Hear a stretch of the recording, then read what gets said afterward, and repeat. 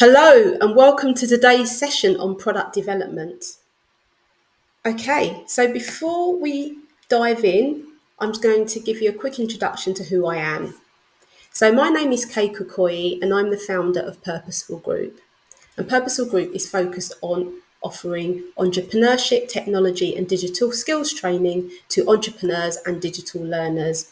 And we offer books, mentoring workshops and programs for that group of people. And we specialise in supporting non-technical entrepreneurs and tech founders and digital entrepreneurs who are creating digital products from scratch. So we have a community of 1,500 entrepreneurs worldwide, and my background is in corporate tech. So I spent more than 10 years in corporate tech, then moving on to becoming an IT consultant, where I worked on multi-million pound web and mobile projects for household name companies. So today I mentor and teach and judge at competitions and do a lot of fun stuff like that. So I've been recognised by my work by the Financial Times, and I've also won several awards and been nominated for a further 5 awards, including Digital Entrepreneur of the Year and Digital Woman of the Year.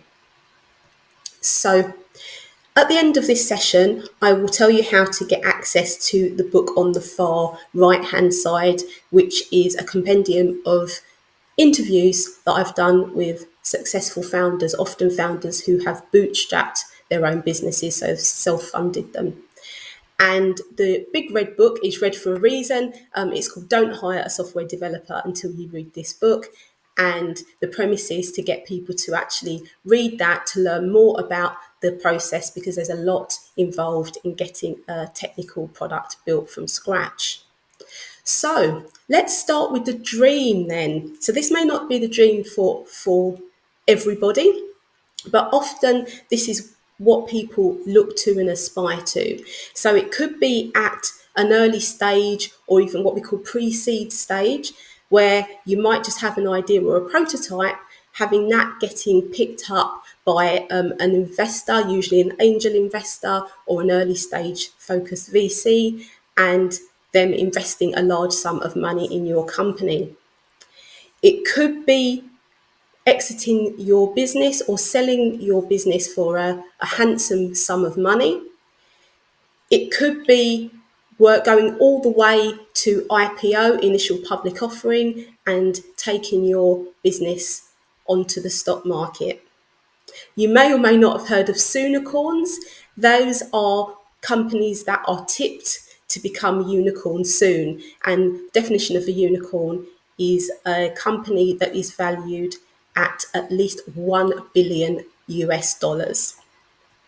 So before we get there, we've got to lay the foundations first. So we've started with the dream, and we're going to kind of work backwards to getting the basics right to help you lay the stepping stones to get where you want to go. So there are a ton of things that I could have spoken to you today about when it comes to product development, but I wanted to focus on strategy, because strategy and good decision making is where it all begins. Okay, so how good your product is going to be strongly dependent on a number of factors, and right from the beginning, that starts with the quality of your research. Okay, so do you understand the market and the market trends? What is the direction in which things are going? That also means looking at things like changes in society and mindset and how people are starting to think and behave. It could be technological influences. It could be economic influences. And bearing in mind, for example, things like the threat of recession, which is looming, and things like that. So all of these things should be thought about and taken into consideration as you launch your product. What is the context of the world around you at the time, and making sure that your product still fits in with that. How you assess the problem, super important. So please, please, please look at the problem from as many angles as you can, okay? Often you'll come in with an angle which you think is right, but keep looking and thinking about the problem from different perspectives to try to make sure that you haven't missed an opportunity or that you haven't overlooked anything important that you should be considering. Okay? Once you think about the problem, there could be 100 different solutions to a problem. You need to make sure that you have selected the best way to actually solve that problem. Okay, and also taking into account, of course, your customers. So depending on the group of customers that you choose to work with, your early adopters, the first people who are going to start using your products and pay you for it, the solution you pick has got to be something that fits with them, okay? Fits their way of doing things, fits their philosophies and values, fits into their way of life. So all of these things have got to be taken into account. And this is all part of your research and your strategic thinking early on. Another thing is your willingness and ability to pivot. So by that, I mean keeping an eye on the information that is coming into you from your research. What is it telling you? Do you need to change direction? Is the customer group that you've picked the optimal customer group for you to work with? Is the way that you have thought about solving the problem correct? Or could you take that from another angle? What could you improve? Okay, so strategic thinkers win. I want you to take that away with you into your entrepreneurial career. So if you look on the right there, you can see that there's a bit of a diagram. I'm just going to explain that to you. So that's I've tried to represent kind of a map of all the decisions that you will make as an entrepreneur. Now, of course, that is just a tiny snippet. You could make many, many thousands, and you will make many thousands of decisions, big and small. And what I want to say here is that the decisions you make early on can have a domino effect on where you end up later. Okay, so if you think of each decision that you make as a bit of a traffic light, then that will help you. So when you come to make a decision, just stop and pause, not to procrastinate, but just to think through all of the angles. Okay, have you thought about this from as many kind of sides as possible? Have you considered all of the opportunities? Have you considered all the risks? And have you done all of your research that you need to do to be certain that you're making a well-informed decision? So do that at each point, as I say, thinking of it like a traffic light. Don't just blow through all the traffic lights, whether they're green, amber, or red, okay? You're going to stop at the traffic light. Doesn't have to be for a long time, but you're going to get your bearings, think about your plan, make sure you're thinking strategically, and have a kind of way forward to move to the next point. That's going to really help you to keep your business on track as you progress. So another thing about thinking strategically is that there are these common challenges that come up all the time. Okay, and it's important to start thinking about those as soon as possible. So if you're starting a tech business, a business of that type cannot grow if you've got low or poor user or customer acquisition. Okay, you need people to be downloading your app frequently on a regular basis every day. You need to be getting people coming to your website and signing up to use your product. Once they've done that, the next thing that you've got to also be thinking about is user engagements. How are you going to keep people using your product? How are you going to keep them active in using your product? These are the sorts of questions that investors are going to be asking if you actually have started or if you've got a prototype. Now, I can tell you as a judge that when you speak to different people, and some people haven't thought about these things, but the ones who have and say, right, okay, I've already got a plan for that. I know how I'm going to tackle these issues. Often the judges look at each other and think, okay, this person knows what they're doing. We like this person. Okay, so this is super important because it affects investors' view of you and how prepared you are and how much you're looking ahead, not just sort of looking one step ahead, but looking, into the future and really thinking very carefully about the direction that you're taking. The other very common set of challenges is that you can't thrive as a startup with high churn, okay? So Consider a revolving door, okay? So you've got people coming in, brilliant. But then you might have just as many or even more going out. So then the net effect is going to be stagnation or that you're going backwards. Okay. So cancellation of subscriptions is something that you need to be thinking about. How can we prevent people cancelling once they've signed up? Same thing with uninstalls of apps. So, oh, I've not really got much value out of this app, so I might as well just take it off my device. How do you prevent that? Negative reviews. So again, on the opposite side, if people are getting great reviews, that can drive buzz, word of mouth. Similarly, coming to a review on an app marketplace and people are frustrated, they're having difficulties, they haven't got the value out of the product, it's not going to inspire or encourage other people to want to sign up.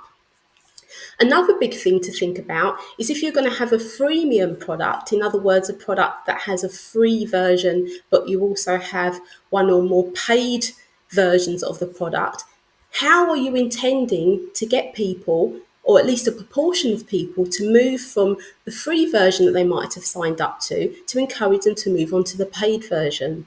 Okay, strategic thinkers win. Thinking about all of these things is really important to the success of your product and then ultimately, of course, your business.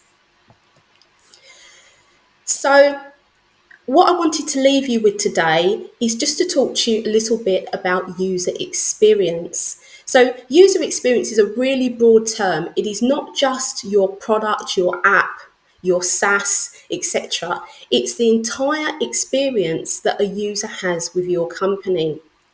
So you may have heard of somebody called Steve Krug. He wrote an excellent book called Don't Make Me Think.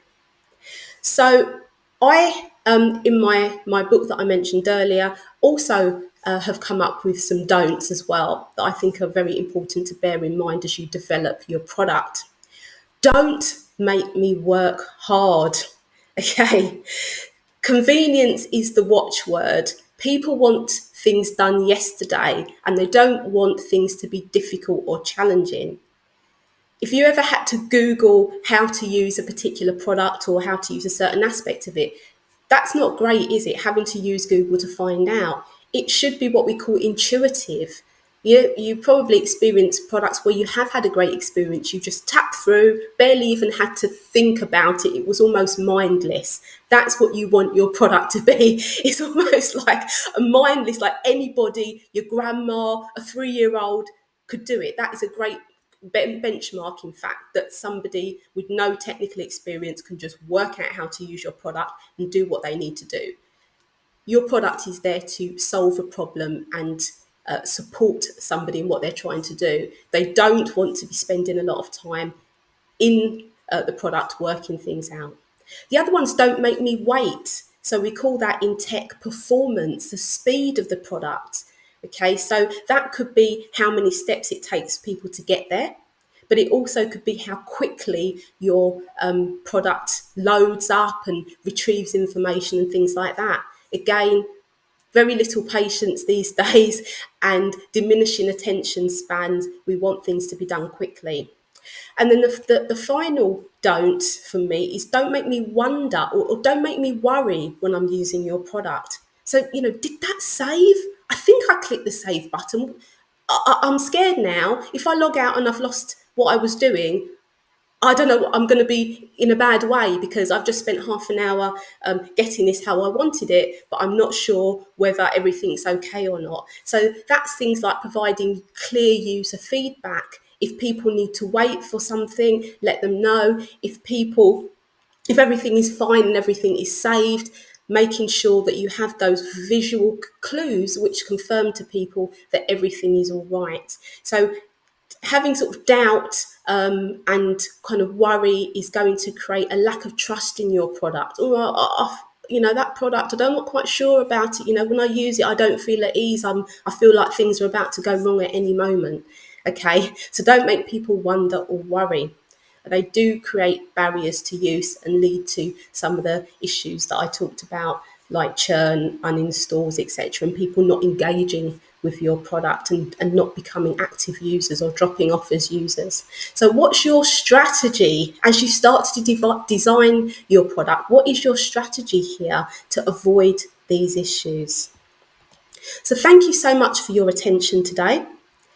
I've got a few links for you to follow. So one is the free ebook that I mentioned at the start called Techpreneur Interviews. So you can get that from our website from the free resources page. If you would like to connect with me, then you can do that via LinkedIn. And if you'd like to join one of our Tech Startup Academy communities for people who are looking to build tech products, then feel free to join one of our meetup communities online.